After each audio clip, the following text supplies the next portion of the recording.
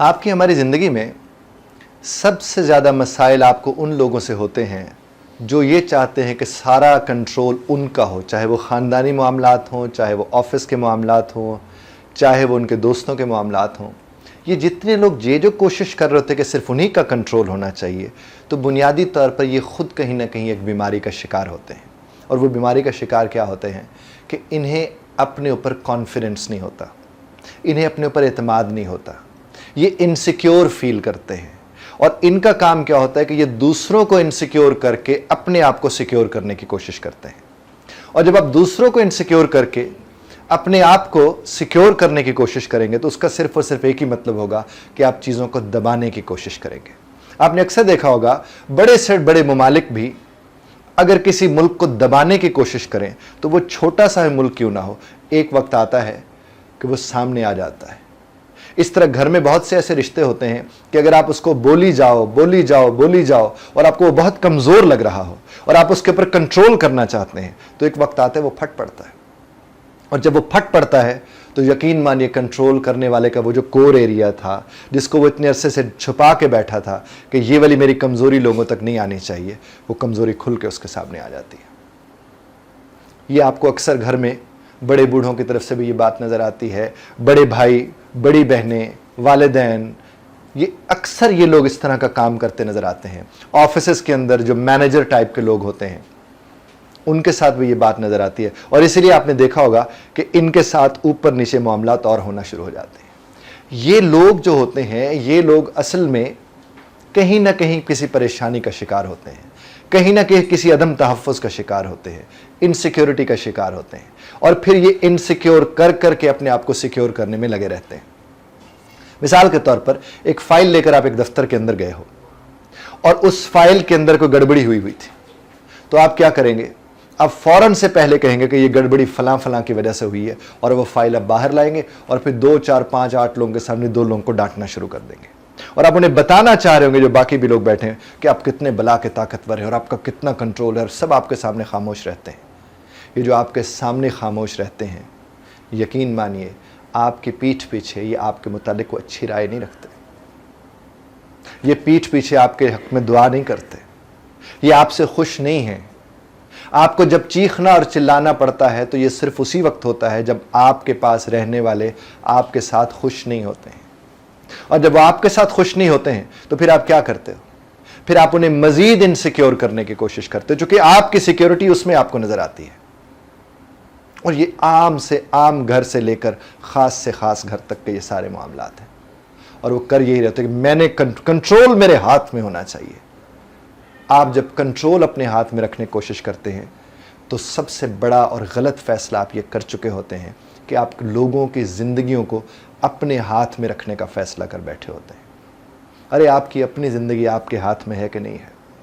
آپ اپنے معاملات کو ٹھیک طور پر دیکھ پاتے ہیں یا نہیں دیکھ پاتے ہیں؟ جس گھڑی آپ اس بات کو سمجھیں گے تو آپ کے ارد گرد پھر آپ کے ساتھ مل کر آپ کو ان مسائل سے نکالیں گے، اور اگر آپ کے ارد گرد والے آپ کے ساتھ ہو کے بھی آپ کے ساتھ نہیں ہیں، جس طرح میں اکثر عرض کرتا ہوں کہ اگر کوئی پاس ہوگا تو وہ پاس رکھے گا، اگر کوئی ساتھ ہوگا تو وہ برم رکھے گا، وہ آپ کا اس وقت بھی ساتھ دے گا جب آپ وہاں نہیں ہوں گے۔ اگر آپ کی غیر موجودگی میں آپ نہیں ہیں وہاں پر اور آپ کو کوئی ڈیفینڈ کر رہا ہے تو وہ آپ کا ساتھ دے رہا ہے، آپ کو ان کا خیال رکھنا ہوگا۔ کنٹرول کرنے سے زندگی کا کوئی مسئلہ حل نہیں ہوتا۔ میں ہمیشہ کہتا ہوں کہ مینج کرنا سیکھنا چاہیے۔ یہ جو کنٹرول کرنے والے لوگ ہوتے ہیں یہ ڈکٹیٹر ذہن کے لوگ ہوتے ہیں، یہ ڈیموکریٹک ذہن کے لوگ نہیں ہوتے ہیں۔ یہ لوگ وہ ہوتے ہیں جو کسی کو سمجھنے کے لیے نہیں سنتے بلکہ اس کو سنتے ہوئے کاٹ کے اپنی بات کرنے کے لیے سنتے ہیں۔ یہ کسی کی بات کو نہ سن کے بھی سمجھاتے ہیں اسے کہ دیکھو میں کتنا طاقتور ہوں، دیکھو میرا کنٹرول کتنا ہے تمہارے اوپر۔ اور زیادہ تر گھر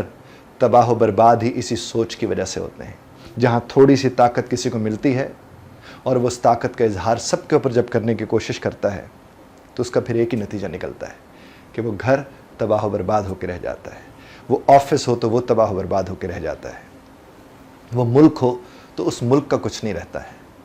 اور جہاں سب لوگ مل کر چیزوں کو مینج کر کے چل رہے ہوتے ہیں، ٹائم ٹیبل کے مطابق چل رہے ہوتے ہیں، ہفتہ وار میٹنگز کر کے، میرے والد صاحب ہمیں بڑی اچھی ایک مثال دیتے ہیں اور ہمیشہ یہ کہتے ہیں، وہ ہمیں کہتے ہیں کہ آپ گھر میں ہر ہفتے بیٹھ کر میٹنگ کرو۔ ہفتے کے دوران ہو سکتا ہے کسی نہ کسی بات پر کوئی نہ کوئی کسی سے دل کسی کا دکھ گیا ہو، تو آپ اس ہفتے والے دن جب میٹنگ کرو تو سب کو اجازت دو کہ وہ کھلے دل سے اظہار کریں کہ مجھے تم سے یہ دکھ پہنچا ہے۔ تو میرے والد صاحب فرماتے ہیں کہ جب یہ بات آپ کہو گے تو اس کا نتیجہ یہ نکلے گا کہ پورے ہفتے کی جتنی آلائشیں تھیں، پورے ہفتے کی جتنی خرابیاں تھیں، پورے ہفتے کے جتنے مسائل تھے، وہ اسی دن اسی لمحے وہیں پہ ختم ہو کر نئی شروعات ہوگی اور لوگوں کو علم ہوگا کہ انہیں سنا جاتا ہے۔ اور اگر آپ نہیں سنو گے تو اس کا نتیجہ پھر یہ نکلے گا کہ ہر شخص اپنے حصے کے اختیار کے استعمال کی کوشش کرے گا۔ یہ جو باتیں میں آپ سے کر رہا ہوں، آپ ایک لمحے کو ذرا آنکھیں بند کر کے سوچ کے دیکھیے گا، آپ کو اپنے معاشرے میں تقریباً ہر دوسرا گھر اسی قسم کے مسائل کا شکار نظر آئے گا، جس میں سب کے سب اپنے اپنے حصے کا کنٹرول کرنے کی کوشش کر رہے ہوتے ہیں۔ اور جب لوگ اپنے حصے کا کنٹرول کرنے کی کوشش کر رہے ہوتے ہیں، جس طرح میں نے شروع میں عرض کیا تھا، تو وہ بنیادی طور پر عقل سے، دماغ سے، احساس سے، کسی چیز سے کام نہیں لے رہے ہوتے۔ ان کے اندر چھوٹی ضد بڑی ضد کی شکل اختیار کر چکی ہوتی ہے۔ وہ سننے کو تیار نہیں ہوتے، وہ سمجھنے کو تیار نہیں ہوتے، وہ ہر وقت صرف اور صرف چیخنے، چلانے، اونچا بولنے، موڈ بنانے اور صرف یہی کام کر رہے ہوتے ہیں، اور اس کے نتائج کے نکلتے ہیں کہ وہ بہت زیادہ پریشان ہوتے ہیں، اس لیے وہ ایسا کر رہے ہوتے ہیں۔ اب یہ تو میں نے کہانی آپ کو سنائی ان لوگوں کے جو ایسا کرتے ہیں۔ اب بات یہ ہے کہ ان کے ارد گرد والے کیا کریں؟ ان کے ارد گرد والے اس موقع کی تلاش میں رہیں جب اس شخص کو بٹھا کے بات کی جا سکتی ہو۔ وہ الجھنا چھوڑے ان کے ساتھ، چونکہ وہ تو دماغ میں اتنا زیادہ الجھا ہوا شخص ہے کہ وہ تو کسی کی بات سننے کو تیار ہی نہیں ہے، اور جب وہ آپ کو بات سنا رہا ہو، آپ اس کے سامنے اگر بولنا شروع کر دو گے، وہ تو اور اس میں الجھے گا۔ اور اس کا حل پھر کیا جا کر نکلے گا کہ آپ تلاش میں رہیں اس موقع کی جب ان کا موڈ ٹھیک ہو، جب ان کے معاملات ٹھیک ہوں، چاہے وہ چھوٹے ہوں، وہ بڑے ہوں، وہ کوئی ہوں، آپ اسے دھیان سے سنیں اور اس کے بعد کہیں کہ میری ایک رائے ہے، میری ایک بات ہے، اگر آپ اسے دھیان سے میری بات کو سن لیں، بڑے آپ ہیں، معاملات تو آپ بہتر سمجھتے ہیں، آپ جب میری بات سن لیں گے تو ہو سکتا ہے کہ کہیں نہ کہیں ہمیں بھی چیزیں اور آپ سمجھا سکیں، ہو سکتا ہے آپ جو بات درست کہہ رہے ہوں وہ ہم تک صحیح نہ پہنچ رہی ہو، ہماری رہنمائی فرمائیں۔ تو اس سے نتیجہ کیا نکلے گا کہ وہ جو سننے کو تیار نہیں ہے وہ سننے کو تیار ہو جائے گا، اور آپ اس کی بہت بڑی مدد کر چکے ہوں گے اس وقت، چونکہ آپ نے اسے سننے کے لیے تیار کر لیا ہے۔ اب جب سننے کے لیے وہ تیار ہو جائے تو اس وقت بہت دھیان سے ان لفظوں سے بچیں جن سے آپ کو علم ہے کہ اس کے ناراض ہونے کا امکان ہے، ان لفظوں سے بچیں جن سے آپ کو لگتا ہے کہ پھر وہ اسی سچویشن میں چلا جائے گا اور اس طرح سے وہ بات کرنا شروع کر دے گا۔ تو خدا آپ کو اور ہمیں، ہمارے جتنے بھی گھر ہیں، ان کے اندر ان چیزوں کو سمجھنے اور سمجھانے کی توفیق عطا فرمائے، اور وہ صرف تبھی ممکن ہے جب آپ سنیں گے ان کو جو آپ کو کنٹرول کرنا چاہتے ہیں، اور آپ سمجھیں گے اس بات کو کہ آپ کو کنٹرول کرنے والا اصل میں اپنے کنٹرول میں نہیں ہے۔ جب پتہ چلے گا کہ آپ کو کنٹرول کرنے والا اپنے کنٹرول میں نہیں ہے تو پھر آپ کیا کرو گے؟ آپ اس کا دھیان رکھو گے، آپ اس کا خیال رکھو گے، آپ اسے اس لیے برداشت نہیں کر رہے کہ آپ کا بس نہیں چل رہا، بلکہ آپ اسے اس لیے برداشت کر رہے ہوں کہ آپ کا بس چلتا ہے اپنے آپ پہ، اس لیے آپ اس کے محسن ہو، آپ اس کا خیال رکھنے والے ہو، اور آپ یقیناً اس خیال کے ساتھ ہی اس معاملے کو درست کر سکتے ہو۔ نہیں تو یہ جو کنٹرول کے معاملات ہیں یہ کہیں سے ٹھیک نہیں ہوتا۔ یہ جو قابو پانا ہوتا ہے،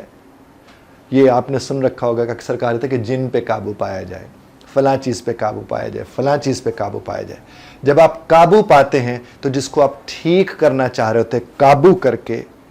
وہ کبھی ٹھیک نہیں ہو سکتا۔ وہ تھوڑی دیر کو دب جائے گا، وہ تھوڑی دیر کو سہم جائے گا، وہ تھوڑی دیر کو وہاں سے ہٹ کے چلا جائے گا، لیکن یہ کبھی مت سوچئے گا کہ وہ جو وہاں پر شخص بیٹھا ہوا ہے، آپ کو بیٹھا سن رہا ہے، وہ آپ کو سمجھ بھی رہا ہے، اور وہ آپ کو سمجھ صرف اس لیے نہیں رہا ہوتا کیونکہ آپ کے ذہن میں صرف ایک ہی بات ہوتی ہے کہ مجھے اس کو کنٹرول کرنا ہے۔ تو ہمیں اس بات کو یہیں پر سمجھنا ہے کہ جو بے قابو ہو کے دوسروں کو قابو کرنے کے چکروں میں ہے، اس کا ہمیں خیال رکھنا ہے۔ ہمیں نہیں الجھنا اس الجھے ہوئے کے ساتھ۔ جب میں پھر دہرا رہا ہوں اس بات کو کہ ہمیں نہیں الجھنا اس الجھے ہوئے کے ساتھ، کیونکہ نارملی یہ ہوتا ہے کہ اگر آپ کسی کو سلجھانا چاہتے ہیں تو آپ کیا کرتے ہیں؟ آپ الجھ پڑتے ہیں۔ آپ جب الجھ پڑتے ہیں اور کوئی آپ سے پوچھے آپ کیوں الجھے تو آپ اکثر کہتے ہیں میں اسے سمجھانا چاہ رہا ہوں، میں اسے بتانا چاہ رہا ہوں، لیکن آپ کا لب و لہجہ، آپ کے معاملات اس طرح کے ہوتے ہیں کہ جس میں آپ کہیں خود پہ قابو نہیں کر پا رہے۔ تو یہ اکثر دیکھنے کو ملتا ہے کہ آپ کسی کو قابو کرنے گئے وہ آپ کو काबू करने के चक्कर में था, आप उसे काबू करने के चक्कर में थे और दोनों थोड़ी देर में बेकाबू हो जाते हैं। खुदा आपको हमें समझने और समझाने की तौफीक अता फरमाए। बहुत शुक्रिया सुनने का।